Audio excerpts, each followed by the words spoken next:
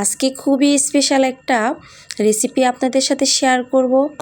এর আগ থেকে আমি একটা কথা বলে রাখি, অবশ্যই আমার রেসিপিটা যদি আপনারা বাড়িতে ট্রাই করতে চান অবশ্যই ফুল ভিডিওটা কন্টিনিউ করতে হবে, তাহলে কিন্তু আমার রেসিপিটার মতো সেম রেসিপি আপনিও বাসায় বসে তৈরি করতে পারবেন। আর এই রেসিপিটা যতটা সুন্দর দেখতে দেখা যায়, এটার উপকারিতা বলে শেষ করা যাবে না। অনেক অনেক গুণাগুণ আছে, ঔষধি গুণাগুণ আছে। তারপর হচ্ছে এটা একটা স্পেশাল একটা হালুয়া তৈরি করার জন্য আমি বিটরুট নিয়েছি। যদিও বিটরুটে প্রচুর পরিমাণে ভিটামিন থাকে, ডায়াবেটিস নিয়ন্ত্রণ রাখে এবং কি হার্টের সমস্যা নিয়ন্ত্রণ করে।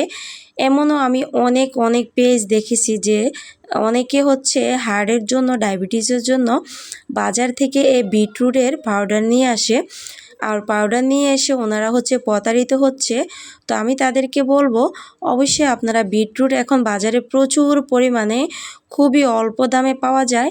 আপনারা চাইলে কিন্তু বাজার থেকে কাঁচা বিটরুট নিয়ে এসে বাড়িতে কেটে রোদে শুকিয়ে বিটরুটের পাউডার তৈরি করে নিতে পারেন। এটা কিন্তু অরিজিনাল পাউডার হয়ে যাবে আর আপনাদের অনেক উপকার হয়ে যাবে। আর যাই হোক, আমি কি রেসিপি তৈরি করছি চলেন বলা যাক আপনাদের সাথে।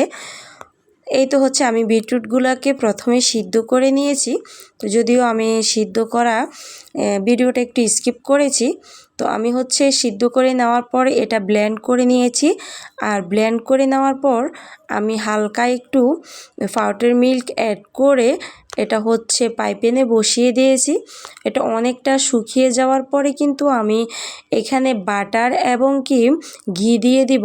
আর বাটার এবং ঘির মধ্যে আপনারা যে ধরনের হালুয়া তৈরি করেন, ঘি ভাজা হালুয়া অথবা বাটারে ভাজা হালুয়া, এটা খেতে কিন্তু অনেক মজার হয়। আর এটা কিন্তু স্মেলটা অনেক সুন্দর হয়। স্মেলটা যত সুন্দর আপনার খেতেও কিন্তু ততটাই মজা হয়। যারা এখনও একবারও ট্রাই করেননি অবশ্যই আজকের ভিডিও দেখার পর আপনারা কিন্তু বাসায় একবার হলো ট্রাই করে দেখতে পারেন আমার স্পেশাল এই হালুয়া রেসিপিটা। আমি এর আগেও একটা ভিডিও দিয়েছি যে বুটের ডালের স্পেশাল একটা হালুয়া তৈরি করে আপনারা অনেক পছন্দ করেছেন।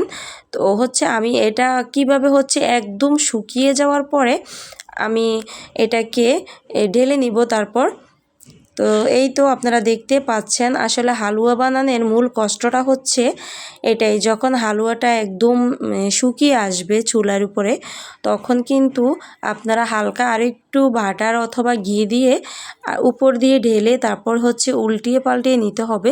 তাহলে কিন্তু আপনার যে বাটার এবং কি ঘির স্মেলটা কিন্তু আরও বেশি সুন্দর থাকবে এবং আরও বেশি স্মুথ থাকবে। আর এটা খেতেও কিন্তু অনেক মজা হবে, যেটা আপনারা ভিডিওর প্রথমেই দেখতে পাচ্ছেন। অসংখ্য ধন্যবাদ সবাইকে এত কষ্ট করে আমার ভিডিওটা